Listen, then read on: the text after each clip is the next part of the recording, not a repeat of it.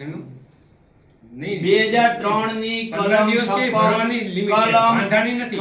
1 એની પેટા કલમ બી ની અંદર છે કે 6 મહિના બરાબર છે, અને એની અંદર લખ્યું દર મહિને, એટલે 2 મહિને જે તમારે ક્યારે કે જ્યારે કોઈ ડિસ્પ્યુટ થાય, હા ડિસ્પ્યુટ થાય ત્યારે તો એમાં દર 2 મહિનાની એવરેજ કાઢવાનું કામ નથી કહ્યું, દર મહિનાનું બિલ કાઉન્ટ કરો. એટલે બહુ સ્પષ્ટ છે કે તમારે મારું બિલ દર મહિને બનાવવું પડે.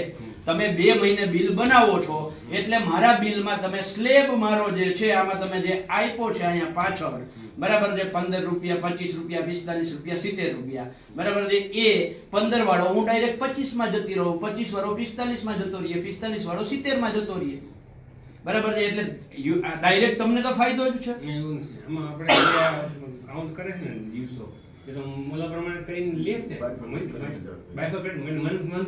મારા બિલમાં ક્યાં લખેલું છે? મારા બિલમાં ક્યાં લખેલું છે?